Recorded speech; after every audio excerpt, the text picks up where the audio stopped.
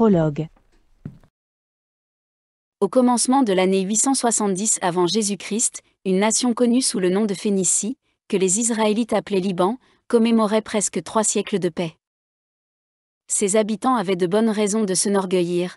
Comme ils n'étaient pas très puissants sur le plan politique, ils avaient dû mettre au point une force de négociation qui faisait des envieux, seul moyen de garantir leur survie dans un monde constamment dévasté par la guerre. Une alliance contractée aux environs de l'an 1000 avant Jésus-Christ avec Salomon, roi de Israël, avait favorisé la modernisation de la flotte marchande et l'expansion du commerce. Depuis lors, la Phénicie n'avait cessé de se développer. Ces navigateurs avaient déjà atteint des régions lointaines, comme Espagne et les rivages baignés par l'océan Atlantique. Selon certaines théories qui ne sont pas confirmées, ils auraient même laissé des inscriptions dans le nord-est et dans le sud du Brésil. Ils faisaient le négoce du verre, du bois de cèdre, des armes, du fer et de l'ivoire. Les habitants des grandes cités de Sidon, Tyr et Byblo connaissaient les nombres, les calculs astronomiques, la vinification, et ils utilisaient depuis presque 200 années un ensemble de caractères pour écrire ce que les Grecs dénommaient alphabet.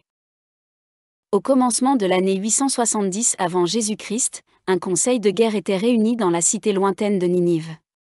Un groupe de généraux assyriens avait en effet décidé d'envoyer des troupes conquérir les nations bordant la mer Méditerranée, en premier lieu, la Phénicie. Au commencement de l'année 870 avant Jésus-Christ, 2 hommes, cachés dans une étable de Galade, en Israël, s'attendaient à mourir dans les prochaines heures. Partie 1.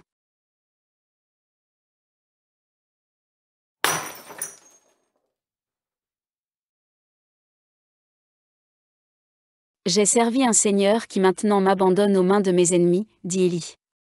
Dieu est Dieu, répondit le Lévite. Il n'a pas expliqué à Moïse, s'il était bon ou mauvais, il a seulement affirmé, je suis.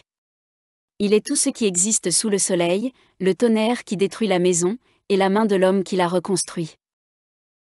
La conversation était la seule manière d'éloigner la peur. D'un moment à l'autre, les soldats allaient ouvrir la porte de l'étable, les découvrir, et leur proposer le seul choix possible, adorer Baal, le dieu phénicien, ou être exécutés. Ils fouillaient maison après maison, convertissant ou exécutant les prophètes. Le Lévite se convertirait peut-être, échappant ainsi à la mort. Mais Élie n'avait pas le choix, tout arrivait par sa faute, et Jézabel voulait sa tête de toute façon. Dieu peut tout. S'il se limitait à faire ce que nous appelons le bien, nous ne pourrions pas le nommer tout-puissant, il dominerait seulement une partie de l'univers, et il y aurait quelqu'un de plus puissant que lui qui surveillerait et jugerait ses actions. En ce cas, j'adorerais ce quelqu'un plus puissant. S'il peut tout, pourquoi n'épargne-t-il pas la souffrance à ceux qu'il aime? Pourquoi ne nous sauve-t-il pas, au lieu de donner gloire et pouvoir à ses ennemis? Je l'ignore, répondit le Lévite. Mais il y a à cela une raison, et j'espère la connaître bientôt. Tu n'as pas de réponse à cette question. Non. Ils restèrent tous deux silencieux. Élie avait des sueurs froides. Tu as peur, mais moi j'ai accepté mon destin, commenta le Lévite. Je vais sortir et mettre fin à cette agonie. Chaque fois que j'entends un cri là-dehors, je souffre en imaginant ce qui se passera lorsque mon heure viendra. Depuis que nous sommes enfermés ici, je suis mort une bonne centaine de fois, et j'aurais pu mourir une seule fois. Puisque je vais être égorgé, que ce soit le plus vite possible. Il avait raison. Élie avait entendu les mêmes cris et il avait déjà souffert au-delà de sa capacité de résistance. Je t'accompagne. Je suis fatigué de lutter pour quelques heures de vie supplémentaires. Il se leva et ouvrit la porte de l'étable, laissant la lumière du soleil révéler la présence des 2 hommes qui y étaient cachés.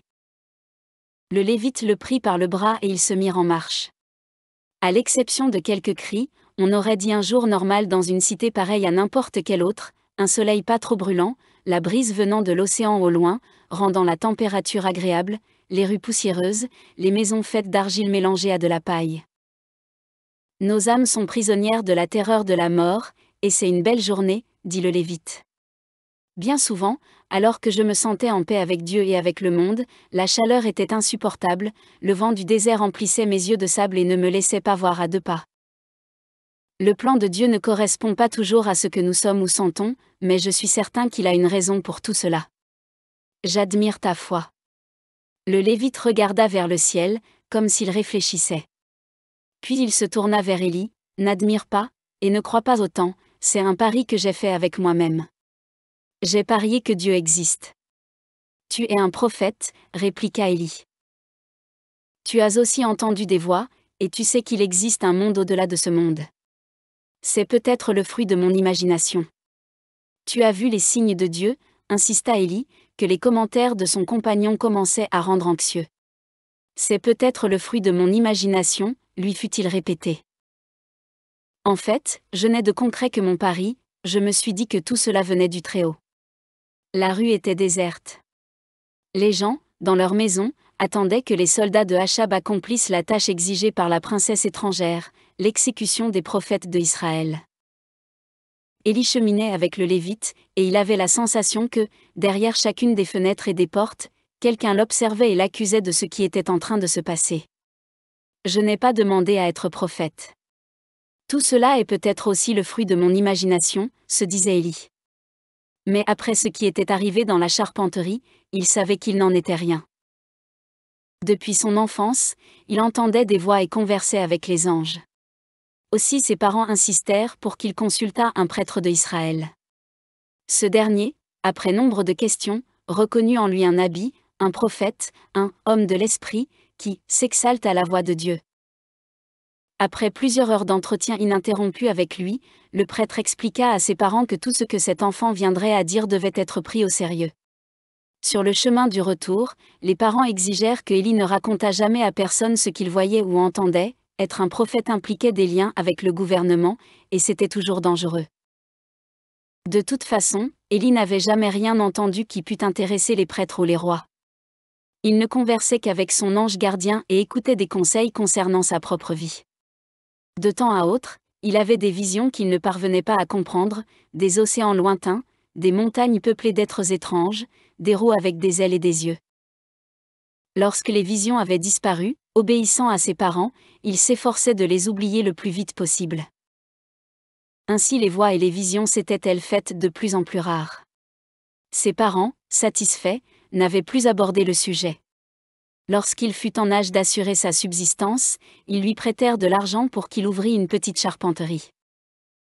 Fréquemment, il regardait avec respect les autres prophètes dans les rues de Galade, ils portaient des manteaux de peau et des ceintures de cuir, et affirmaient que le Seigneur les avait choisis pour guider le peuple élu. Mais en vérité, ce n'était pas son destin. Jamais il ne serait capable de connaître une transe lors d'une danse ou d'une séance d'autoflagellation, une pratique normale chez les exaltés par la voix de Dieu, parce qu'il avait peur de la douleur. Jamais il ne marcherait dans les rues de Galade, exhibant fièrement les cicatrices des blessures obtenues au cours de l'extase, parce qu'il était trop timide pour cela. Élie se considérait comme une personne ordinaire, qui s'habillait comme tout le monde et dont l'âme était torturée des mêmes craintes et tentations que celles des autres mortels. À mesure que progressait son travail dans la charpenterie, les voix cessèrent complètement parce que les adultes et les travailleurs n'ont pas de temps pour cela. Ses parents étaient contents de leur fils, et la vie s'écoulait dans l'harmonie et la paix. La conversation qu'il avait eue avec le prêtre lorsqu'il était petit devint peu à peu un lointain souvenir. Élie ne pouvait croire que Dieu Tout-Puissant eût besoin de converser avec les hommes pour faire valoir ses ordres. Ce qui s'était passé dans son enfance n'était que la fantaisie d'un gamin oisif. À Galade, sa cité natale, il y avait des gens que les habitants considéraient comme fous. Incapables de tenir des propos cohérents, ils ne distinguaient pas la voix du Seigneur des délires de la démence. Ils erraient dans les rues, annonçant la fin du monde et vivant de la charité d'autrui. Pourtant, aucun prêtre ne les considérait comme exaltés par la voix de Dieu. Élie en vint à penser que les prêtres n'avaient jamais la certitude de ce qu'il affirmait. Il y avait des exaltés de Dieu, parce que le pays ne savait pas où il allait, que les frères se querellaient et que le gouvernement était instable. Il n'y avait aucune différence entre les prophètes et les fous. Quand il apprit le mariage de son roi et de Jézabel, princesse de Tyr, Élie n'y accorda pas grande importance. D'autres rois de Israël avaient agi de même. Il en avait résulté une paix durable dans la région, et le commerce avec le Liban s'était développé. Peu importait à Élie que les habitants du pays voisin croient en des dieux qui n'existaient pas ou se consacrent à des cultes étranges, comme l'adoration des animaux et des montagnes, ils étaient honnêtes dans les négociations, voilà l'essentiel. Élie continua donc à acheter leur bois de cèdre et à leur vendre les produits de sa charpenterie. Même s'il se montrait un peu orgueilleux, aucun des commerçants du Liban n'avait jamais cherché à tirer parti de la confusion qui régnait en Israël. Ils payaient les marchandises à leur juste prix et n'émettaient aucun commentaire sur les constantes guerres intestines, ni sur les problèmes politiques auxquels les Israélites étaient sans cesse confrontés. Après son accession au trône, Jézabel avait demandé à Achab de remplacer le culte du Seigneur par celui des dieux du Liban. Cela aussi était déjà arrivé auparavant. Élie, bien qu'il fût indigné par le consentement de Achab, continua d'adorer le Dieu de Israël et d'obéir aux lois de Moïse. Cela ne durera pas, pensait-il. Jézabel a séduit Achab, mais elle ne parviendra pas à persuader le peuple. Mais Jézabel n'était pas une femme comme les autres, elle avait la conviction que Baal l'avait fait venir au monde pour convertir les peuples et les nations. Subtilement et patiemment, elle se mit à récompenser tous ceux qui se détournaient du Seigneur et acceptaient les nouvelles divinités. Achab ordonna la construction d'un temple pour Baal à Samarie, à l'intérieur duquel il fit bâtir un autel. Les pèlerinages commencèrent, et le culte au Dieu du Liban se répandit de toutes parts. Cela passera. Cela durera peut-être une génération, mais ensuite cela passera, pensait toujours Élie. Alors survint un événement auquel il ne s'attendait pas. Un après-midi, tandis qu'il finissait de fabriquer une table dans sa charpenterie, tout s'obscurcit autour de lui et des milliers de points blancs se mirent à scintiller. Sa tête lui faisait mal comme jamais, il voulut s'asseoir, mais constata qu'il n'arrivait pas à bouger un seul muscle. Ce n'était pas le fruit de son imagination. « Je suis mort », pensa-t-il sur-le-champ. Maintenant, je découvre l'endroit où Dieu nous envoie après notre mort, le milieu du firmament. Une des lumières brilla plus fort et soudain, comme si elle venait de partout en même temps, la parole du Seigneur lui fut adressée, dit à Achab que, par la vie du Seigneur, le Dieu de Israël au service duquel je suis, il n'y aura ces années-ci, ni rosée, ni pluie, sinon à ma parole. L'instant suivant, tout redevint normal, la charpenterie, la lumière du crépuscule, les voix des enfants jouant dans la rue. Élie ne dormit pas cette nuit-là. Pour la première fois depuis des années, les sensations de son enfance étaient de retour, et ce n'était pas son ange gardien qui lui parlait, mais quelque chose de plus puissant. Il redouta, s'il n'obéissait pas à cet ordre, que toutes ses activités ne fussent maudites. Le lendemain matin, il décida de faire ce qu'on lui avait demandé. En fin de compte, il se contenterait de délivrer un message qui ne le concernait pas. Une fois cette tâche terminée, les voix ne reviendraient plus le déranger. Il n'eut aucune difficulté à obtenir une audience auprès du roi Achab. Des générations plus tôt, lorsque le roi Saül était monté sur le trône, les prophètes avaient acquis de l'importance dans les affaires et le gouvernement de son pays. Ils pouvaient se marier, avoir des enfants, mais ils devaient rester en permanence à la disposition du Seigneur, afin que les gouvernants ne s'écartent jamais trop du droit chemin. La tradition affirmait que, grâce à ces « exaltés de Dieu », on avait gagné de nombreuses batailles et que Israël survivait parce que, quand ses gouvernants se fourvoyaient, il y avait toujours un prophète pour leur faire regagner la voie du Seigneur. En arrivant, Élie avertit le roi que la sécheresse allait dévaster la région jusqu'à ce que le culte des dieux phéniciens fût abandonné. Le souverain n'accorda guère d'importance à ces paroles, mais Jézabel, qui se tenait à côté de Achab et écoutait attentivement, se mit à l'interroger. Élie lui parla alors de la vision, du mal de tête, de la sensation que le temps s'était arrêté quand il écoutait l'ange. Pendant qu'il décrivait ce qui lui était arrivé, il put regarder de près la princesse dont tout le monde parlait. C'était l'une des plus belles femmes qu'il eût jamais vues, avec de longs cheveux noirs descendant jusqu'à sa taille parfaitement tournée.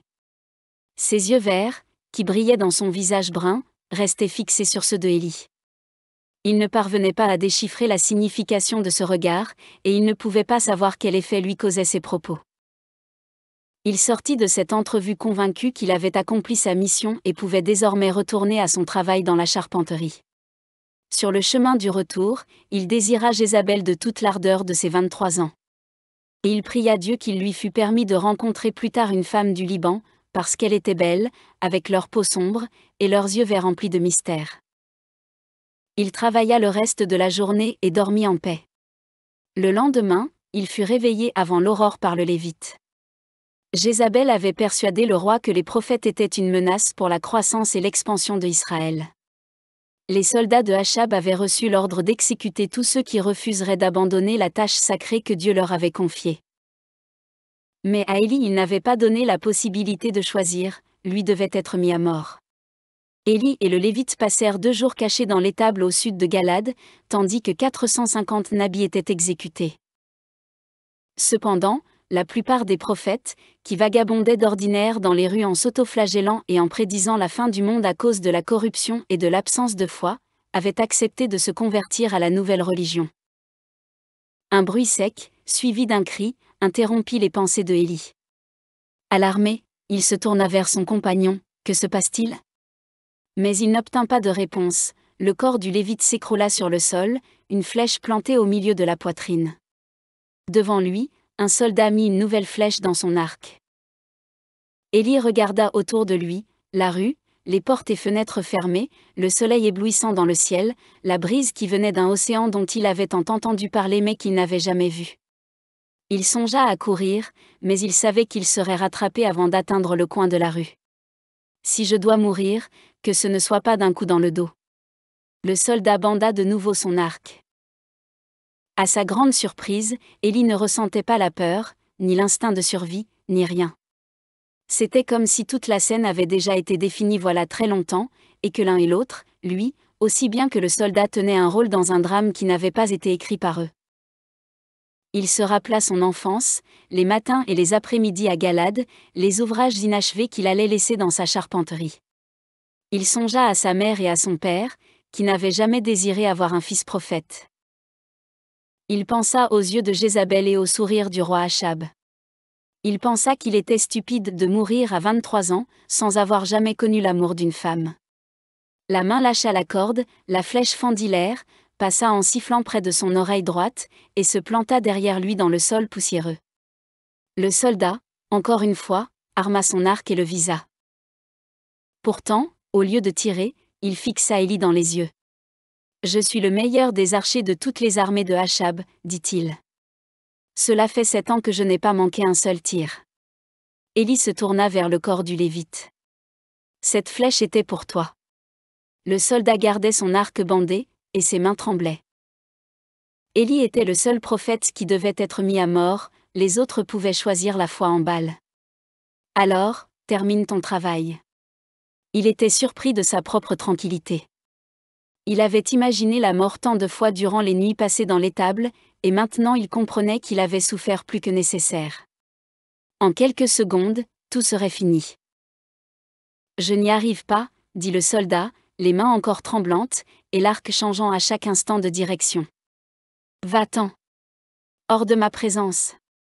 Je pense que Dieu a dévié mes flèches, et qu'il va me maudire si je réussis à te tuer. » Ce fut alors à mesure que Élie découvrait qu'il avait une chance de survivre, que la peur de mourir afflua de nouveau. Il était encore possible de connaître l'océan, de rencontrer une femme, d'avoir des enfants et d'achever ses ouvrages dans la charpenterie. « Finis-en vite, dit-il. En ce moment, je suis calme.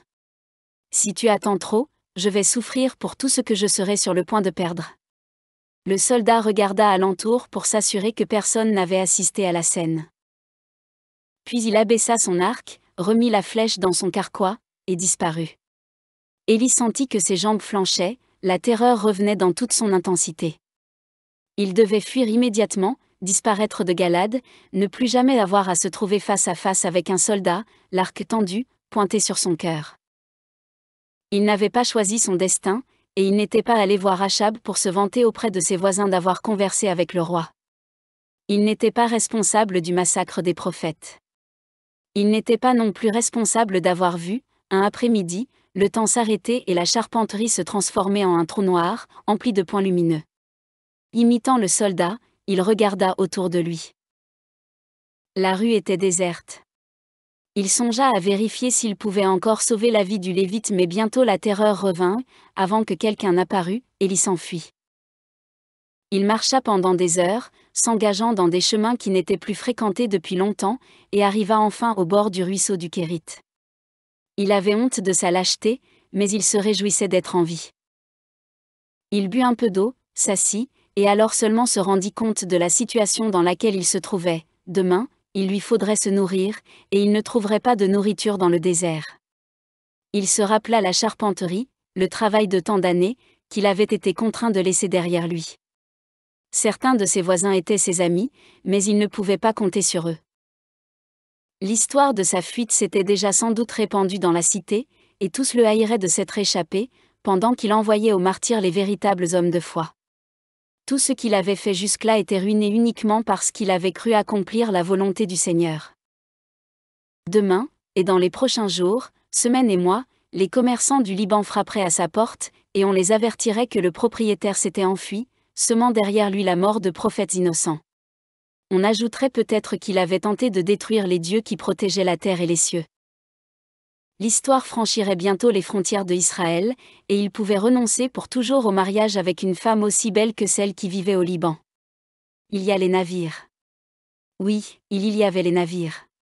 On avait coutume d'accepter pour marins les criminels, les prisonniers de guerre, les fugitifs, parce que c'était un métier plus dangereux que l'armée.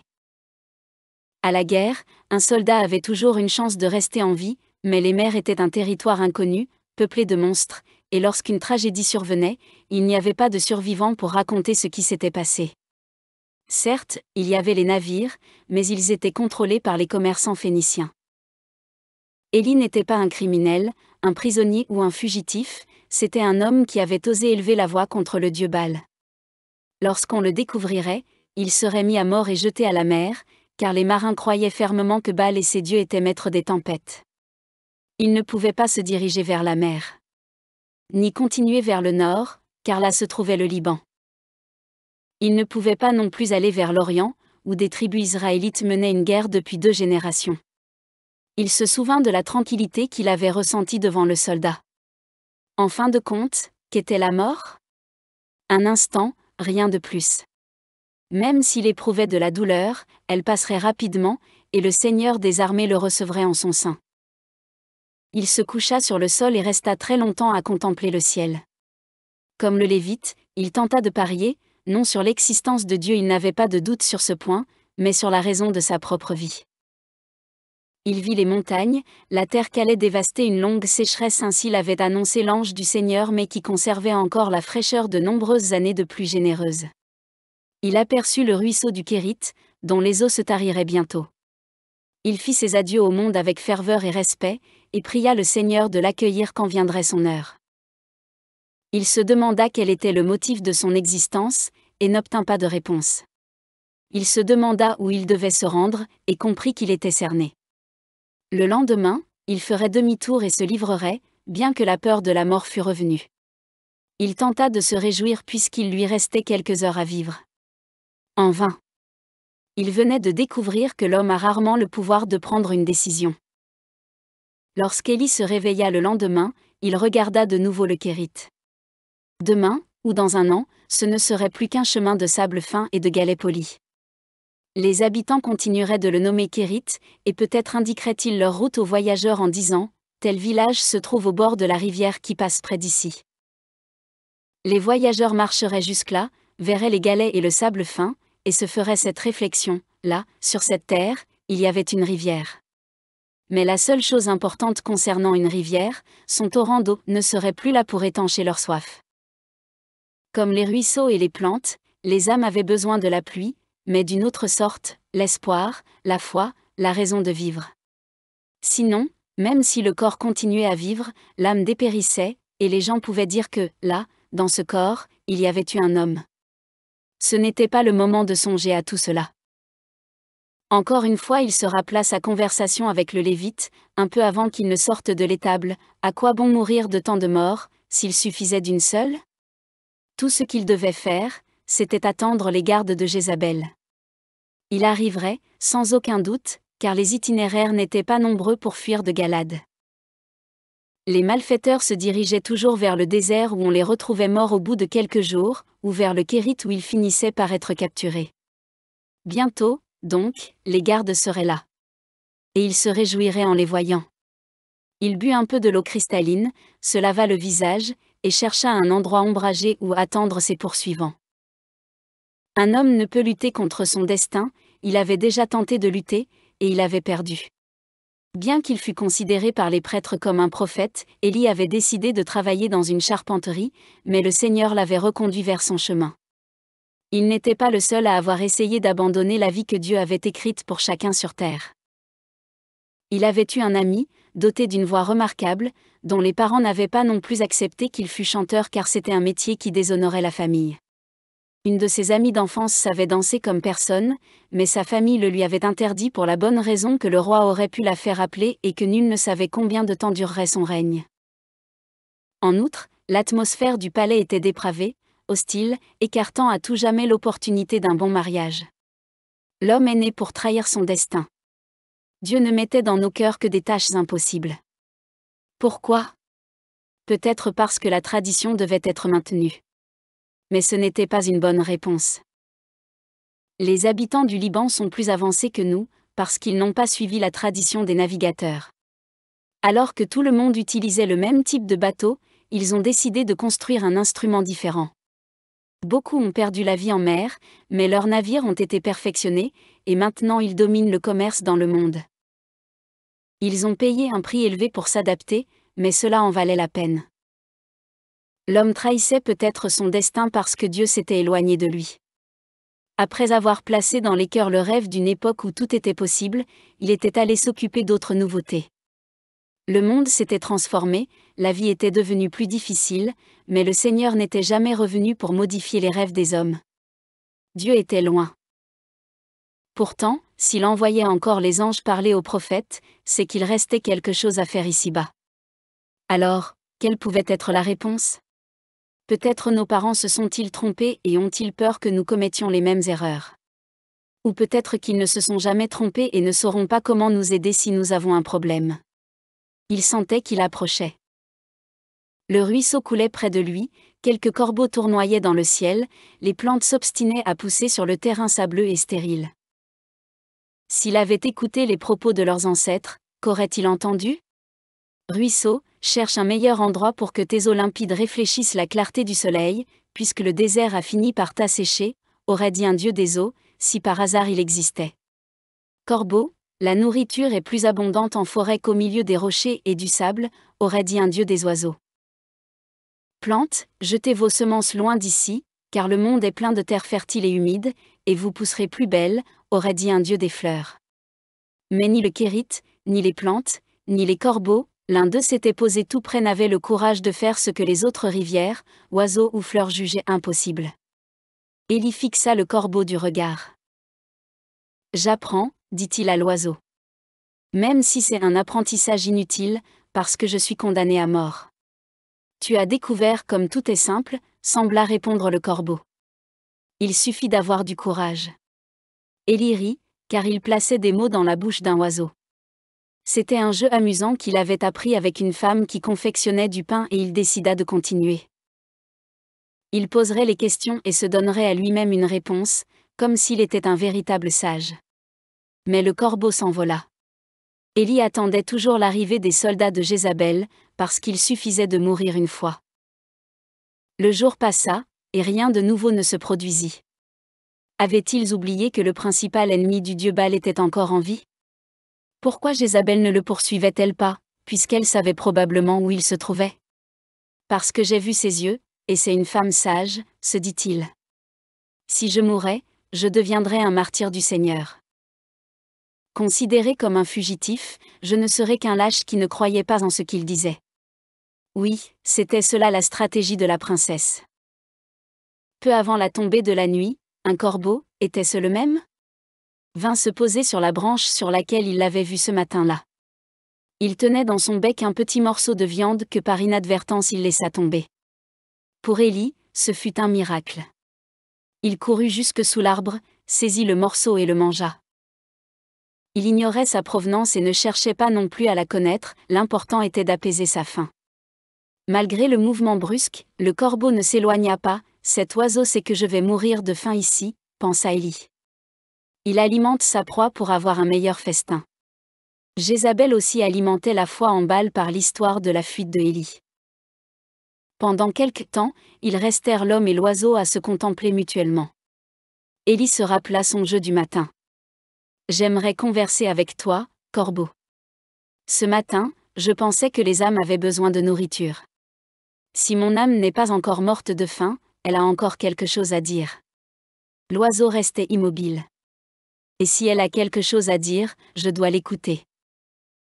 Puisque je n'ai plus personne à qui parler, continua Élie. Faisant appel à son imagination, Élie se transforma en corbeau. Qu'est-ce que Dieu attend de toi ? Se demanda-t-il à lui-même, comme s'il était le corbeau. Il attend que je sois un prophète. C'est ce qu'ont dit les prêtres. Mais ce n'est peut-être pas ce que désire le Seigneur. Si, c'est cela qu'il veut. Car un ange est apparu dans la charpenterie, et il m'a demandé de parler à Achab. Les voix que j'entendais dans l'enfance, que tout le monde a entendues dans l'enfance, interrompit le corbeau. Mais tout le monde n'a pas vu un ange, remarqua Élie. Cette fois, le corbeau ne répliqua pas. Au bout d'un moment, l'oiseau, mieux, son âme elle-même, qui délirait sous l'effet du soleil et de la solitude du désert rompit le silence. Te souviens-tu de la femme qui faisait du pain ? Se demanda-t-il à lui-même. Élie se souvenait. Elle était venue lui demander de fabriquer quelques plateaux. Tandis qu'il s'exécutait, il l'avait entendu dire que son travail était une façon d'exprimer la présence de Dieu. À la manière dont tu fabriques ces plateaux, je vois que tu éprouves la même sensation, avait-elle ajouté. Tu souris pendant que tu travailles. La femme classait les êtres humains en deux groupes, ceux qui étaient heureux et ceux qui se plaignaient de ce qu'ils faisaient. Ces derniers affirmaient que la malédiction que Dieu lança à Adam, le sol sera maudit à cause de toi. C'est dans la peine que tu t'en nourriras tous les jours de ta vie, était l'unique vérité. Il n'avait pas plaisir à travailler et s'ennuyait les jours de fête, lorsqu'il était obligé de se reposer. Il se servait des paroles du Seigneur comme d'une excuse pour leur vie inutile, oubliant qu'il avait aussi dit à Moïse, « Le Seigneur ton Dieu te bénira abondamment sur la terre qu'il te donne en héritage, pour la posséder. » Oui, je me souviens de cette femme, répondit Élie au corbeau. Elle avait raison, j'aimais mon travail dans la charpenterie. Chaque table qu'il montait, chaque chaise qu'il taillait lui permettait de comprendre et d'aimer la vie, même s'il ne s'en rendait compte que maintenant. Elle m'a expliqué que, si je parlais aux objets que je fabriquais, je serais surpris de constater que les tables et les chaises me répondraient, parce que j'y mettrais le meilleur de mon âme, et recevrais en échange la sagesse. Si tu n'avais pas été charpentier, tu n'aurais pas su non plus mettre ton âme hors de toi-même, faire semblant d'être un corbeau qui parle, et comprendre que tu es meilleur et plus sage que tu ne le penses. C'est dans la charpenterie que tu as découvert que le sacré est partout. J'ai toujours aimé faire semblant de parler aux tables et aux chaises que je fabriquais. N'était-ce pas suffisant ? La femme avait raison. Lorsque je conversais ainsi, il me venait souvent des pensées qui ne m'étaient jamais passées par la tête. Mais au moment où je commençais à comprendre que je pouvais servir Dieu de cette manière, l'ange est apparu. Eh bien, tu connais la suite de l'histoire. L'ange est apparu parce que tu étais prêt, repartit le corbeau. J'étais un bon charpentier. Cela faisait partie de ton apprentissage. Quand un homme marche vers son destin, il est bien souvent forcé de changer de direction.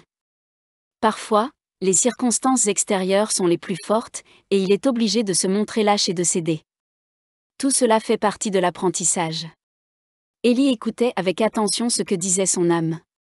Mais personne ne peut perdre de vue ce qu'il désire. Même si, à certains moments, on croit que le monde et les autres sont les plus forts. Le secret est le suivant, ne pas renoncer. Je n'ai jamais pensé être un prophète, dit Élie. Tu l'as pensé.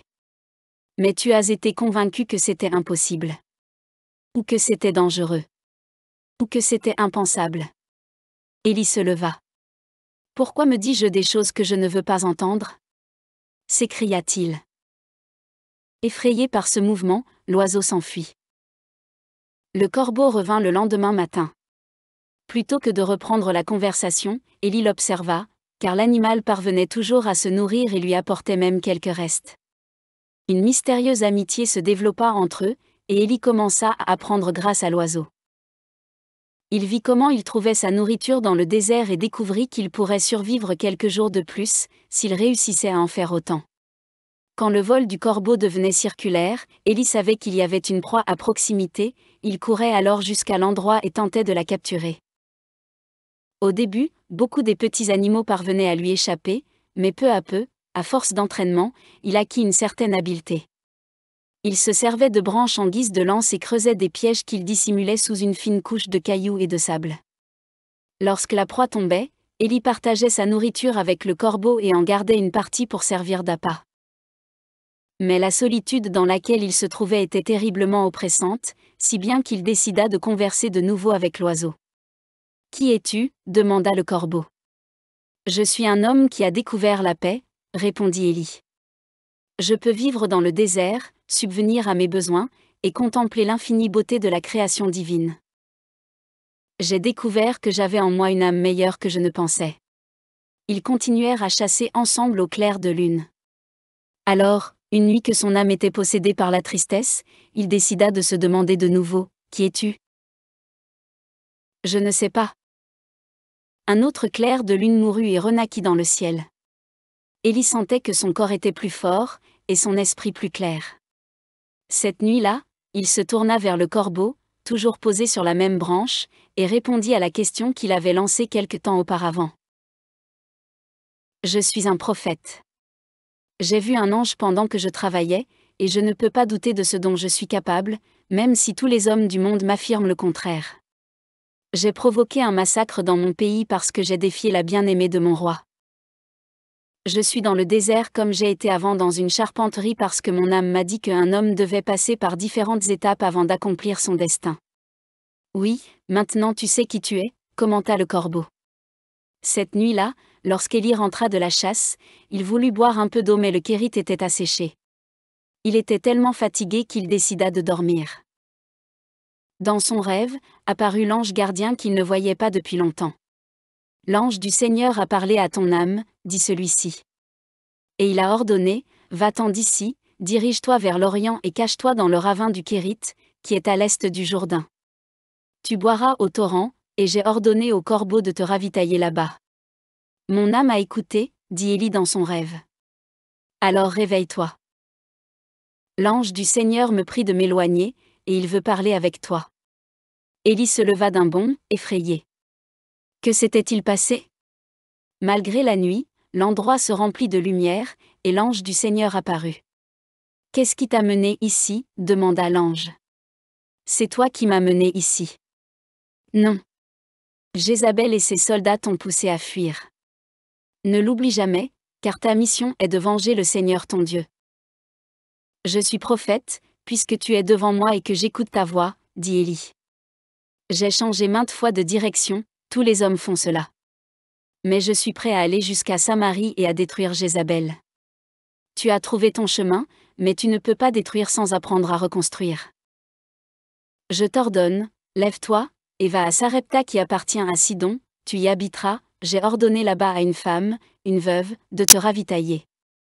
Le lendemain matin, Élie chercha le corbeau pour lui faire ses adieux. Pour la première fois depuis qu'il était arrivé au bord du Kérith, l'oiseau n'apparut pas. Élie voyagea pendant des jours et atteignit enfin la vallée où se trouvait la cité de Sarepta, à laquelle ses habitants donnaient le nom de Akbar. Alors qu'il était à bout de force, il aperçut une femme, vêtue de noir, qui ramassait du bois. La végétation de la vallée était rase, de sorte qu'elle devait se contenter de menus bois secs. « Qui es-tu » demanda-t-il. La femme regarda l'étranger, sans comprendre ses paroles. « Donne-moi de l'eau, dit Élie. Je suis seule, j'ai faim et soif, et je n'ai plus assez de force pour menacer personne. » Tu n'es pas d'ici, dit-elle enfin. À ta façon de parler, tu viens sans doute du royaume de Israël. Si tu me connaissais mieux, tu saurais que je n'ai rien. Tu es veuve, m'a dit le Seigneur. Et j'ai moins que toi. Si tu ne me donnes pas maintenant de quoi manger et boire, je vais mourir. La femme eut peur. Comment cet étranger pouvait-il connaître sa vie ? Un homme devrait avoir honte de réclamer de la nourriture à une femme, répliqua-t-elle en se ressaisissant. Fais ce que je te demande, je t'en prie, insista Élie, sentant que les forces commençaient à lui manquer. Dès que j'irai mieux, je travaillerai pour toi.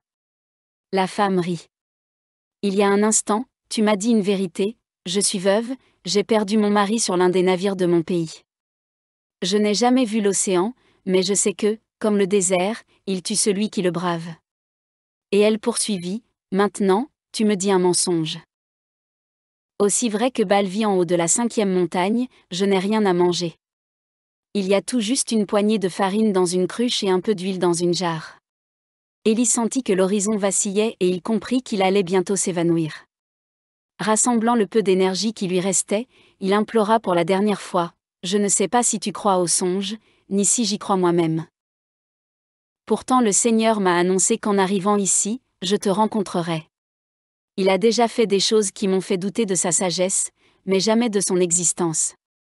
Et ainsi, le Dieu de Israël m'a prié de dire à la femme que je rencontrerai à Sarepta, cruche de farine ne se videra, jarre d'huile ne se désemplira jusqu'au jour où le Seigneur donnera la pluie à la surface du sol. » Sans expliquer comment un tel miracle pouvait se produire, Élie s'évanouit. La femme demeura immobile à regarder l'homme tomber à ses pieds. Elle savait que le Dieu de Israël n'était qu'une superstition. Les dieux phéniciens étaient bien plus puissants et ils avaient fait de son pays une des nations les plus respectées du monde. Mais elle était contente, elle vivait en général en demandant l'aumône, et aujourd'hui, pour la première fois depuis très longtemps, un homme avait besoin d'elle. Elle se sentit plus forte. En fin de compte, il y avait des gens dans une situation pire que la sienne. Si quelqu'un me réclame une faveur, c'est que j'ai encore une certaine valeur sur cette terre, pensa-t-elle. Je ferai ce qu'il demande, simplement pour soulager sa souffrance. Moi aussi j'ai connu la faim, et je sais comme elle détruit l'âme. Elle retourna jusque chez elle et revint avec un morceau de pain et une cruche d'eau. Elle s'agenouilla, posa contre elle la tête de l'étranger et mouilla ses lèvres. Au bout de quelques minutes, il recouvra les sens. Elle lui tendit le pain, et Élie mangea en silence, tout en regardant la vallée, les défilés, les montagnes qui pointaient silencieusement vers le ciel. Il apercevait les murailles rouges de la cité de Sarepta, dominant le passage par la vallée. « Donne-moi l'hospitalité, je suis poursuivi dans mon pays, dit-il. Quel crime as-tu commis ? Je suis un prophète du Seigneur. Jézabel a ordonné la mort de tous ceux qui refusaient d'adorer les dieux phéniciens. Quel âge as-tu ? 23 ans. Elle regarda avec compassion le jeune homme qui se tenait devant elle. Il avait les cheveux longs et sales. Il portait la barbe, une barbe encore clairsemée, comme s'il désirait paraître plus vieux qu'il ne l'était réellement. Comment un malheureux pareil pouvait-il braver la princesse la plus puissante du monde ? Si tu es ennemi de Jézabel, tu es aussi mon ennemi. Elle est princesse de Tyr, en épousant son roi, elle a reçu pour mission de convertir son peuple à la foi authentique. C'est ce qu'affirment ceux qui l'ont connue. Elle indiqua l'un des pics qui encadraient la vallée. Nos dieux habitent au sommet de la 5e montagne depuis des générations. Ils parviennent à maintenir la paix dans notre pays. Mais Israël vit dans la guerre et la souffrance. Comment peut-on continuer à croire au Dieu unique ? Qu'on donne à Jézabel le temps d'accomplir sa tâche et tu verras la paix régner aussi dans vos cités. J'ai entendu la voix du Seigneur, répondit Élie. Quant à vous, vous n'êtes jamais monté au sommet de la 5e montagne pour savoir ce qu'il y a là-haut. Celui qui gravira ce mont mourra par le feu des cieux. Les dieux n'aiment pas les inconnus. Elle se tut. Elle s'était souvenue que, la nuit dernière, elle avait vu en rêve une lumière vive, d'où sortait une voix disant « Reçois l'étranger qui viendra à ta recherche. » « Donne-moi l'hospitalité, je n'ai nulle part où dormir, » insista Élie. « Je te l'ai déjà dit, je suis pauvre. J'ai à peine assez pour moi et pour mon fils. Le Seigneur t'a prié de me permettre de rester, jamais il n'abandonne quelqu'un qui aime. Je t'en prie. Je serai ton employé. Je suis charpentier, je sais travailler le cèdre, et j'aurai de quoi faire. Ainsi, le Seigneur se servira de mes mains pour tenir sa promesse. Cruche de farine ne se videra, jarre d'huile ne se désemplira jusqu'au jour où le Seigneur donnera la pluie à la surface du sol. Même si je le voulais, je n'aurais pas de quoi te payer. C'est inutile. Le Seigneur y pourvoira. » Déconcertée par son rêve de la nuit, et bien qu'elle sût que l'étranger était un ennemi de la princesse de Sidon, la femme décida d'obéir. Les voisins découvrirent bientôt la présence de Élie. Les gens racontèrent que la veuve avait installé un étranger dans sa demeure, sans respecter la mémoire de son mari, un héros qui avait trouvé la mort alors qu'il cherchait à étendre les routes commerciales de son pays. Dès qu'elle eut connaissance de ces rumeurs, la veuve expliqua qu'il s'agissait d'un prophète israélite affamé et assoiffé. Et la nouvelle se répandit qu'un prophète israélite, fuyant Jézabel, était caché dans la cité. Une commission alla consulter le grand prêtre. « Qu'on amène l'étranger devant moi, ordonna-t-il. Ainsi fut fait. Cet après-midi-là, Élie fut conduit devant l'homme qui, avec le gouverneur et le chef militaire, contrôlait tout ce qui se passait à Akbar. « Qu'es-tu venu faire ici ?» demanda-t-il. « Ne vois-tu pas que tu es un ennemi de notre pays ? Pendant des années j'ai négocié avec le Liban, et je respecte ton peuple et tes coutumes. Je suis ici parce que je suis persécuté en Israël. » « J'en connais la raison, » dit le prêtre. « C'est une femme qui t'a fait fuir ? Cette femme est la plus belle créature que j'ai rencontrée, quoique je me sois trouvé quelques minutes seulement devant elle. Mais son cœur est de pierre, et derrière ses yeux verts se cache l'ennemi qui entend détruire mon pays. Je n'ai pas fui, j'attends simplement le moment opportun de retourner là-bas. » Le prêtre rit. « Alors, prépare-toi à rester à Akbar le reste de ta vie. Nous ne sommes pas en guerre avec ton pays. Tout ce que nous désirons, c'est que la foi authentique se répande par des moyens pacifiques à travers le monde entier. Nous ne voulons pas répéter les atrocités que vous avez commises quand vous vous êtes installés en Canaan. Assassiner les prophètes est-il un moyen pacifique ? Si l'on coupe la tête du monstre, il cesse d'exister. Quelques-uns peuvent mourir, mais les guerres de religion seront évitées pour toujours. Et, d'après ce que m'ont raconté les commerçants, c'est un prophète nommé Élie qui est à l'origine de tout cela et qui ensuite s'est enfui. » Le prêtre le regarda fixement, avant de poursuivre, « Un homme qui te ressemblait. »« C'est moi, » répondit Élie. « Parfait. Sois le bienvenu dans la cité de Akbar. Lorsque nous aurons besoin d'obtenir quelque chose de Jézabel, nous la paierons avec ta tête, la meilleure monnaie d'échange que nous ayons. En attendant, cherche un emploi et apprends à subvenir à tes besoins, ici il n'y a pas de place pour les prophètes. » Élie se préparait à partir quand le prêtre reprit, « On dirait qu'une jeune femme de Sidon est plus puissante que ton Dieu unique. Elle a réussi à ériger un autel à Baal, et les anciens prêtres s'agenouillent maintenant devant lui. » « Tout se passera ainsi que le Seigneur l'a écrit, » répliqua le prophète.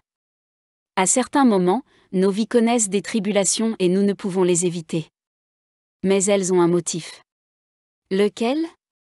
À cette question nous ne pouvons répondre avant, ou pendant les difficultés. C'est seulement une fois que nous les avons surmontées que nous comprenons pourquoi elles sont survenues. » Sitôt que Élie fut parti, le grand prêtre convoqua la commission de citoyens qui étaient venus le trouver le matin. « Ne vous en faites pas, dit-il. La tradition nous commande de donner refuge aux étrangers. En outre, ici, il est sous notre contrôle et nous pourrons surveiller ses allées et venues. La meilleure manière de connaître et de détruire un ennemi, c'est de feindre de devenir son ami. Quand arrivera le bon moment, il sera livré à Jézabel, et notre cité recevra de l'or et des récompenses. D'ici là, nous aurons appris comment anéantir ses idées. Pour le moment, nous savons seulement comment détruire son corps. » Bien que Élie fût un adorateur du Dieu unique et un ennemi potentiel de la princesse, le prêtre exigea que le droit d'asile fût respecté. Tous connaissaient la vieille tradition, si une cité refusait d'accueillir un voyageur, les fils de ses habitants connaîtraient semblable malheur. Comme la progéniture de bon nombre des citoyens de Akbar était dispersée sur la gigantesque flotte marchande du pays, nul n'osa braver la loi de l'hospitalité. En outre, cela ne coûtait rien d'attendre le jour où la tête du prophète juif serait échangée contre de grandes quantités d'or. Ce soir-là, Élie dîna en compagnie de la veuve et de son fils. Comme le prophète israélite constituait désormais une précieuse monnaie d'échange susceptible d'être négociée plus tard, certains commerçants avaient envoyé suffisamment de nourriture pour permettre à la famille de s'alimenter pendant une semaine. « On dirait que le Seigneur de Israël tient sa parole, » remarqua la veuve. « Depuis que mon mari est mort, jamais ma table n'a été aussi opulente. » Élie s'intégra peu à peu à la vie de Sarepta. Comme tous ses habitants, il se mit à l'appeler Akbar. Il fit la connaissance du gouverneur, du commandant de la garnison, du grand prêtre, des maîtres artisans qui travaillaient le verre et que l'on admirait dans toute la région. Quand on lui demandait ce qu'il faisait là, il disait la vérité, « Jézabel tuait tous les prophètes en Israël. Tu es un traître à ton pays, et un ennemi de la Phénicie, rétorquait-on. Mais nous sommes une nation de commerçants, et nous savons que, plus un homme est dangereux, plus élevé est le prix de sa tête. Ainsi passèrent quelques mois. À l'entrée de la vallée, des patrouilles assyriennes avaient installé leur campement et semblaient bien disposées à y rester. C'était un petit groupe de soldats qui ne représentait aucune menace. Néanmoins, le commandant invita le gouverneur à prendre des mesures. « Ils ne nous ont rien fait », remarqua le gouverneur. « Ils sont sans doute en mission commerciale, cherchant un meilleur itinéraire pour acheminer leurs produits. S'ils décident d'utiliser nos routes, ils paieront des impôts, et nous serons encore plus riches. » Pourquoi les provoquer ? Pour aggraver la situation, le fils de la veuve tomba malade, sans aucune raison apparente. Les voisins attribuèrent l'événement à la présence de l'étranger, et la femme pria Élie de s'en aller. Mais il n'en fit rien, le Seigneur ne l'avait pas encore appelé. Le bruit commença à se répandre que cet étranger avait apporté avec lui la colère des dieux de la 5e montagne. On pouvait contrôler l'armée et rassurer la population sur l'arrivée des patrouilles assyriennes. Mais lorsque le fils de la veuve tomba malade, le gouverneur eut de plus en plus de mal à apaiser les gens, que la présence de Élie inquiétait. Une commission d'habitants vint le trouver pour lui faire une proposition: « Nous pouvons construire une maison pour elle israélite de l'autre côté des murailles. Ainsi, nous ne violons pas la loi de l'hospitalité, mais nous nous protégeons contre la colère divine. Les dieux sont mécontents de la présence de cet homme. »« Laissez-le où il est, » répondit le gouverneur. « Je préfère ne pas créer de problème politique avec Israël. »« Comment ?» s'exclamèrent les habitants. « Jézabel pourchasse tous les prophètes qui adorent le Dieu unique, elle veut leur mort. Notre princesse est une femme courageuse, et fidèle au Dieu de la 5e montagne. Mais, malgré tout son pouvoir actuel, elle n'est pas israélite. Elle peut tomber en disgrâce demain, et il nous faudra affronter la colère de nos voisins. Si nous montrons que nous traitons bien un de leurs prophètes, ils seront complaisants à notre égard. » Les habitants partirent contrariés, car le grand prêtre avait dit que Élie serait un jour échangé contre de l'or et des récompenses.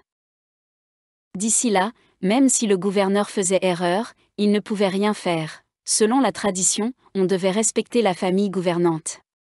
Au loin, à l'entrée de la vallée, les tentes des guerriers assyriens commencèrent à se multiplier. Le commandant s'en inquiétait, mais il n'avait le soutien ni du prêtre, ni du gouverneur. Il obligeait ses guerriers à s'entraîner en permanence, tout en sachant qu'aucun d'eux, pas plus que leurs aïeux, n'avait l'expérience du combat. Les guerres appartenaient au passé de Akbar, et toutes les stratégies qu'il avait apprises étaient rendues obsolètes par les techniques et les armes nouvelles qu'utilisaient les pays étrangers. Akbar a toujours négocié sa paix, affirmait le gouverneur. Ce n'est pas cette fois que nous serons envahis. Laisse les pays étrangers se battre entre eux, nous avons une arme beaucoup plus puissante, l'argent. Lorsqu'ils auront fini de se détruire mutuellement, nous entrerons dans leur cité et nous vendrons nos produits. Le gouverneur réussit à tranquilliser la population au sujet des Assyriens. Mais le bruit courait toujours que l'Israélite avait attiré la malédiction des dieux sur Akbar. Élie représentait un problème qui s'aggravait chaque jour. Un après-midi, l'état du petit garçon empira.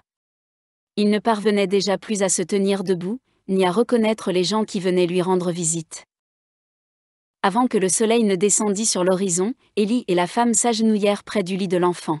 « Seigneur Tout-Puissant, toi qui as dévié les flèches du soldat et m'as mené jusqu'ici, fais que cet enfant soit sauf. Il est innocent de mes péchés et des péchés de ses parents.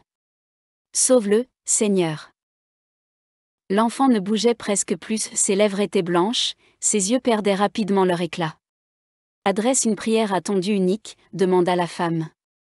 Parce que seule une mère est capable de reconnaître le moment où l'âme de son fils est en train de s'en aller. Élie eut envie de lui prendre la main, de lui dire qu'elle n'était pas seule, et que le Dieu Tout-Puissant devrait exaucer son souhait. Il était prophète, il avait accepté cette mission sur les rives du Kérit, et désormais les anges se tenaient à ses côtés. « Je n'ai plus de larmes, » continua-t-elle. « S'il n'a pas de compassion, s'il a besoin d'une vie, alors prie-le de m'emporter et de laisser mon fils se promener dans la vallée et par les rues de Akbar. » Élie fit son possible pour se concentrer sur son oraison, mais la souffrance de cette mère était si intense qu'elle semblait emplir la chambre et pénétrer partout, dans les murs et les portes. Il toucha le corps du gamin. Sa température n'était plus aussi élevée que les jours précédents, et c'était mauvais signe. Le prêtre était passé à la maison le matin, et comme il l'avait fait durant 2 semaines, il avait appliqué des cataplasmes d'herbe sur le visage et la poitrine de l'enfant. Ces jours derniers, les femmes de Akbar avaient apporté des remèdes dont les recettes s'étaient transmises de génération en génération au fil des siècles et dont le pouvoir de guérison avait été démontré en maintes occasions. Tous les après-midi, elles se réunissaient au pied de la 5e montagne et faisaient des sacrifices pour que l'âme du petit ne quittât pas son corps. Ému par tous ces événements, un marchand égyptien de passage dans la cité remit sans se faire payer une poudre rouge, très onéreuse, qui devait être mélangée à la nourriture de l'enfant. Selon la légende, le secret de fabrication de cette poudre avait été confié aux médecins égyptiens par les dieux eux-mêmes. Élie avait prié sans arrêt tout ce temps. Mais rien, absolument rien, aucun progrès. « Je sais pourquoi ils t'ont permis de rester ici, » dit la femme, d'une voix de plus en plus éteinte parce qu'elle avait passé plusieurs jours sans dormir.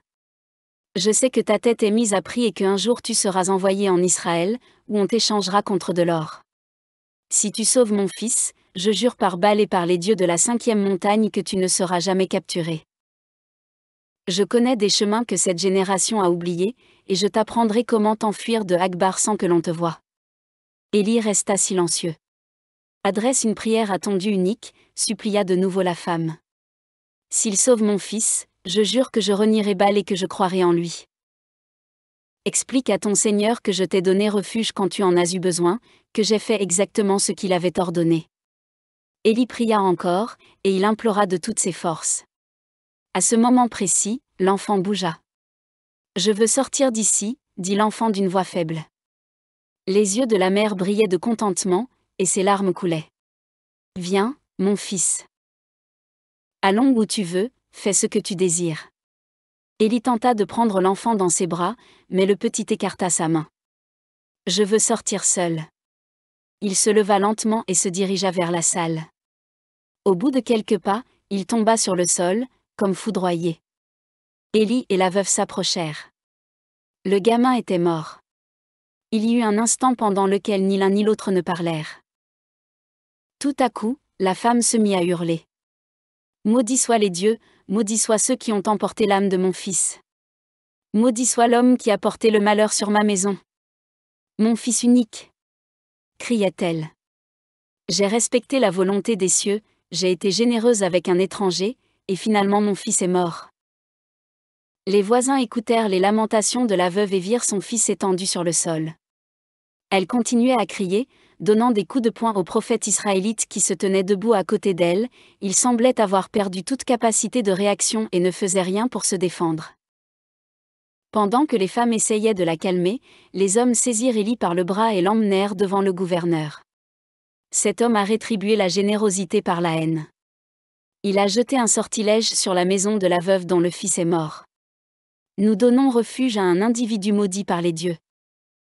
L'Israélite pleurait. « Seigneur, mon Dieu, même à cette veuve qui a été généreuse avec moi tu veux du mal ?» songeait-il. « Si tu as fait mourir son fils, c'est parce que je n'accomplis pas la mission qui m'a été confiée, et je mérite la mort. » Dans la soirée, le conseil de la cité de Akbar fut réuni, sous la présidence du prêtre et du gouverneur. Élie fut traduit en jugement. « Tu as décidé de rétribuer l'amour par la haine. Pour cela, je te condamne à mort, » décréta le gouverneur. « Même si ta tête vaut un sac d'or, nous ne pouvons pas réveiller la colère des dieux de la 5e montagne. Sinon, après cela, plus personne en ce monde ne sera capable de rendre la paix à cette cité, » ajouta le prêtre. Élie baissa la tête. Il méritait toute la souffrance qu'il pourrait supporter, parce que le Seigneur l'avait abandonné. « Tu partiras gravir la 5e montagne, » ordonna le prêtre. « Tu demanderas pardon aux dieux offensés. Ils feront descendre le feu des cieux pour te tuer. S'ils s'en abstiennent, c'est qu'ils désirent que la justice soit accomplie par nos mains, nous attendrons ton retour, et demain tu seras exécuté, selon le rituel. » Élie connaissait bien les exécutions sacrées, on arrachait le cœur de la victime et on lui coupait la tête. Selon la coutume, un homme qui n'avait plus de cœur ne pouvait entrer au paradis. « Pourquoi m'as-tu choisi pour cela, Seigneur ? s'écria-t-il à voix haute, sachant que les hommes qui l'entouraient ne comprendraient pas le choix que le Seigneur avait fait pour lui. Ne vois-tu pas que je suis incapable d'accomplir ce que tu exiges ? Il n'entendit pas de réponse. Les hommes et les femmes de Akbar suivirent en procession le groupe de gardes qui emmenait l'Israélite jusqu'au pied de la 5e montagne. Ils criaient des insultes et lui jetaient des pierres. Les soldats parvinrent à grand-peine à contenir la fureur de la foule. Au bout d'une demi-heure de marche, ils atteignirent la montagne sacrée. Le groupe s'arrêta devant les autels de pierre sur lesquels le peuple avait coutume de déposer les offrandes, de consommer les sacrifices, de prononcer vœux et prières. Tous connaissaient la légende des géants qui vivaient là, et se souvenaient des individus qui, bravant l'interdit, avaient été frappés par le feu du ciel. Les voyageurs qui empruntaient de nuit le chemin de la vallée assuraient avoir entendu les rires des dieux et des déesses. Bien que l'on n'eût aucune certitude de tout cela, personne ne se risquait à défier les dieux. « Allons-y, dit un soldat, en poussant Élie de la pointe de sa lance. Celui qui a tué un enfant mérite le pire des châtiments. Élie foula le sol interdit et commença à gravir la pente. Quand il eut marché assez longtemps pour ne plus percevoir les cris des habitants de Akbar, il s'assit sur un rocher et pleura. Depuis cet après-midi, dans la charpenterie, où il avait vu des lumières scintiller dans l'obscurité, il n'avait réussi qu'à porter malheur aux autres. Le Seigneur avait perdu ses porte-paroles en Israël et le culte des dieux phéniciens s'était renforcé. La première nuit qu'il avait passée près du ruisseau du Kérit, Élie avait cru que Dieu l'avait choisi pour qu'il devînt un martyr, comme cela s'était produit pour tant d'autres. Bien au contraire, le Seigneur avait envoyé un corbeau, un oiseau de mauvais augure, qu'il avait nourri jusqu'à ce que le Kérit fût asséché. Pourquoi un corbeau, et pas une colombe, ou un ange ? Tout cela n'avait-il été que le délire d'un homme désireux de cacher sa peur, ou dont la tête était restée trop longtemps exposée au soleil ? Élie n'était maintenant plus sûr de rien, peut-être le mal avait-il trouvé son instrument et était-il, lui, cet instrument. Pourquoi, au lieu de s'en retourner et d'en finir avec la princesse qui causait tellement de tort à son peuple, Dieu lui avait-il ordonné de se rendre à Akbar ? Il s'était senti lâche, mais il avait obéi. Il avait lutté pour s'adapter à ce peuple inconnu, gentil, mais dont la culture lui était complètement étrangère. Au moment où il croyait accomplir son destin, le fils de la veuve était mort. Pourquoi moi ? Se demandait-il. Il se leva, se remit en marche et pénétra dans le brouillard qui enveloppait le sommet de la montagne. Il pouvait profiter de l'absence de visibilité pour échapper à ses poursuivants, mais à quoi bon ? Il était fatigué de fuir, il savait que jamais il ne réussirait à trouver sa place dans ce monde. Même s'il parvenait à se sauver maintenant, la malédiction l'accompagnerait dans une autre cité, et de nouvelles tragédies se produiraient. Il emporterait avec lui, où qu'il allât, l'ombre de ses morts. Il valait mieux qu'on lui arrache le cœur de la poitrine et qu'on lui coupe la tête. Il s'assit de nouveau, cette fois au beau milieu du brouillard. Il était décidé à attendre un peu, de façon à laisser croire aux hommes en bas qu'il était monté jusqu'au sommet du mont. Ensuite il retournerait à Akbar et se laisserait capturer. Le feu du ciel. Beaucoup en étaient morts, bien que Élie doutât qu'il fût envoyé par le Seigneur. Les nuits sans lune, son éclat traversait le firmament, apparaissant puis disparaissant brusquement. Peut-être brûlait-il. Peut-être tuait-il instantanément, sans souffrance. La nuit tomba et le brouillard se dissipa. Il aperçut la vallée, en bas, les lumières de Akbar et les feux du campement assyrien. Il écouta l'aboiement des chiens et le chant de guerre des guerriers. « Je suis prêt, se dit-il. J'ai accepté d'être un prophète, et j'ai fait de mon mieux. Mais j'ai échoué, et maintenant Dieu a besoin de quelqu'un d'autre. » À ce moment, une lumière descendit jusqu'à lui. Le feu du ciel. La lumière, cependant, ne le toucha pas et demeura devant lui. Une voix dit : « Je suis un ange du Seigneur. » Élie s'agenouilla, le visage contre terre. « Je t'ai déjà vu plusieurs fois, et j'ai obéi à l'ange du Seigneur qui me fait semer le malheur partout où je passe, » répliqua Élie, toujours prosterné. Mais l'ange reprit : « Lorsque tu regagneras la cité, prie 3 fois pour que l'enfant revienne à la vie. Le Seigneur t'entendra la 3e fois. » Pourquoi ferais-je cela ? Pour la grandeur de Dieu. Quoi qu'il advienne, j'ai douté de moi-même. Je ne suis plus digne de ma tâche, rétorqua Élie. Tout homme a le droit de douter de sa tâche et d'y faillir de temps en temps.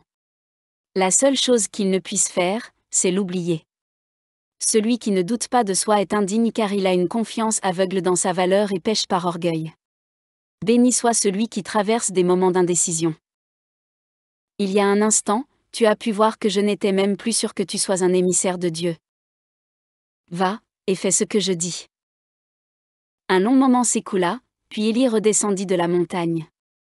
Les gardes l'attendaient près des autels de sacrifice, mais la foule s'en était déjà retournée à Akbar. « Je suis prêt à mourir, déclara-t-il. J'ai imploré le pardon des dieux de la 5e montagne, et ils exigent, avant que mon âme ne quitte mon corps, que je passe chez la veuve qui m'a accueilli et que je lui demande d'avoir pitié de mon âme. » Les soldats le ramenèrent devant le prêtre. Là, ils transmirent sa requête. « Je te l'accorde, dit le prêtre au prisonnier. Puisque tu as sollicité le pardon des dieux, tu dois aussi implorer celui de la veuve. Pour que tu ne t'enfuis pas, 4 soldats en armes t'accompagneront. Mais ne crois pas que tu réussiras à la convaincre de réclamer la clémence pour ta vie. Au lever du jour, nous t'exécuterons au centre de la place. » Le prêtre voulut l'interroger sur ce qu'il avait vu là-haut. Mais, en présence des soldats, la réponse risquait de le mettre dans l'embarras. Il décida donc de ne rien dire. Il songeait toutefois que c'était une bonne idée que Élie demandât pardon publiquement, plus personne ne mettrait en doute le pouvoir des dieux de la 5e montagne. Élie et les soldats s'engagèrent dans la ruelle misérable où il avait habité pendant quelques mois. La porte et les fenêtres de la maison de la veuve étaient grandes ouvertes, afin que selon la coutume l'âme de son fils puisse en aller rejoindre le séjour des dieux. Le corps était placé au centre de la petite salle, veillé par tous les voisins. Quand ils virent apparaître l'Israélite, hommes et femmes furent horrifiés. « Faites-le sortir d'ici !» crièrent-ils aux gardes. Le mal qu'il a déjà causé ne suffit-il pas? Cet homme est tellement mauvais que les dieux de la 5e montagne n'ont pas voulu souiller leurs mains de son sang. Laissez-nous la tâche de le tuer, cria un autre. Nous allons le faire sur le champ, sans attendre l'exécution rituelle. Affrontant les bourrades et les gifles, Élie se libéra des mains qui le retenaient, et il courut jusqu'à la veuve qui pleurait dans un coin. « Je peux faire revenir ton fils d'entre les morts. Laisse-moi le toucher. » Juste un instant. La veuve ne releva même pas la tête. « Je t'en prie, » insista-t-il. « Même si c'est la dernière chose que tu fais pour moi dans cette vie, donne-moi une chance de te récompenser pour ta générosité. » Des hommes s'emparèrent de lui, voulant l'éloigner. Mais Élie se débattait et luttait de toutes ses forces, implorant qu'on le laissât toucher l'enfant mort. Malgré sa vigueur, on parvint à le repousser sur le seuil. « Ange du Seigneur, où es-tu » s'écria-t-il à l'adresse des cieux. Tous s'arrêtèrent. La veuve s'était levée et elle se dirigeait vers lui. Elle le prit par la main, le conduisit jusqu'à la dépouille de son fils et retira le drap qui la recouvrait. « Voici le sang de mon sang, dit-elle. Qu'il descende sur la tête de tes parents si tu ne réussis pas ce que tu désires. » Il s'approcha pour le toucher. « Un instant, dit la veuve. Prie ton Dieu que ma malédiction s'accomplisse. » Le cœur de Élie battait la chamade. Mais il croyait aux paroles de l'ange. « Que le sang de cet enfant descende sur mes parents, sur mes frères et sur les fils et les filles de mes frères si j'échoue. » Alors, malgré tous ses doutes, sa culpabilité et ses craintes, il le prit des bras de la femme, et le porta dans la chambre haute où il logeait. Puis il invoqua les cieux en disant, « Veux-tu du mal, Seigneur, même à cette veuve qui m'a donné l'hospitalité, au point que tu fasses mourir son fils ?» Il s'étendit 3 fois sur l'enfant et invoqua le Seigneur en disant, « Seigneur mon Dieu, que le souffle de cet enfant revienne en lui. » Pendant quelques instants, rien ne se passa. Élie se vit de nouveau à Galade, devant le soldat, la flèche pointée sur son cœur. Il savait que très souvent le destin d'un homme n'a rien à voir avec ce qu'il croit ou redoute. Il se sentait tranquille et confiant comme cet après-midi-là, car il savait que, quelle que fût l'issue, il y avait une raison à tout cela. Au sommet de la 5e montagne, l'ange avait appelé cette raison, la grandeur de Dieu. Il espérait comprendre un jour pourquoi le Créateur avait besoin de ses créatures pour montrer cette gloire. C'est alors que l'enfant ouvrit les yeux. « Où est ma mère » demanda-t-il. Là en bas, elle t'attend, répondit Élie en souriant. J'ai fait un rêve étrange. Je voyageais dans un tunnel noir, à une vitesse bien plus grande que le cheval de course le plus rapide de Akbar. J'ai vu un homme, dont je sais qu'il était mon père, bien que je ne l'ai jamais connu. Alors je suis arrivé dans un endroit magnifique, où j'aurais beaucoup aimé rester. Mais un autre homme, je ne le connais pas, mais il m'a paru très bon et très brave, m'a demandé doucement de revenir. J'aurais voulu aller plus loin, mais tu m'as réveillé. L'enfant semblait triste. Ce lieu dans lequel il était presque entré devait être fort beau. Ne me laisse pas seul, car tu m'as fait revenir d'un endroit où je savais que j'étais protégé. Descendons, dit Élie. Ta mère veut te voir. L'enfant essaya de se lever, mais il était trop faible pour marcher. Élie le prit contre lui, et ils descendirent. En bas, dans la salle, les gens semblaient saisis d'une profonde terreur. Pourquoi y a-t-il tant de monde ici ? Demanda l'enfant. Avant que Élie ait pu répondre, la veuve prit son fils dans ses bras et l'embrassa en pleurant. Qu'est-ce qu'ils t'ont fait, maman ? Pourquoi es-tu triste ? Je ne suis pas triste, mon fils, répondit-elle en séchant ses larmes. Je n'ai jamais été aussi heureuse de ma vie. La veuve se jeta à genoux et se mit à crier, je sais maintenant que tu es un homme de Dieu. La vérité du Seigneur sort de tes paroles. Élie la serra dans ses bras et lui demanda de se relever. Libérez cet homme, dit-elle aux soldats. Il a combattu le mal qui s'était abattu sur ma maison. Les gens réunis là ne pouvaient en croire leurs yeux. Une jeune fille de 20 ans, qui était peintre, s'agenouilla près de la veuve. Peu à peu, tous l'imitèrent, même les soldats qui étaient chargés de conduire Élie en captivité. Levez-vous, pria-t-il. Et adorez le Seigneur. Je ne suis qu'un de ses serviteurs, peut-être le plus mal préparé. Mais tous restaient à genoux, tête baissée. Il entendit quelqu'un qui disait, tu as conversé avec les dieux de la 5e montagne. Et maintenant tu peux faire des miracles. Il n'y a pas de Dieu là-bas, répliqua-t-il. J'ai vu un ange du Seigneur, qui m'a ordonné de faire cela. Tu as rencontré Baal et ses frères, renchérit un autre. Élie se fraya un chemin parmi les gens à genoux et sortit dans la rue. Son cœur cognait toujours dans sa poitrine, comme s'il n'avait pas correctement accompli la tâche que l'ange lui avait assignée. À quoi bon ressusciter un mort, si personne ne comprend d'où vient tant de pouvoir ? L'ange lui avait demandé de crier 3 fois le nom du Seigneur, mais il ne lui avait rien dit sur la façon d'expliquer le miracle à la foule amassée en bas. Serait-ce que, comme les anciens prophètes, je me suis contenté de faire preuve de vanité ? Se demandait-il.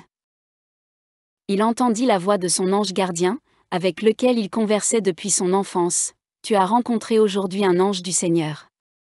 Oui, répondit Élie. Mais les anges du Seigneur ne conversent pas avec les hommes.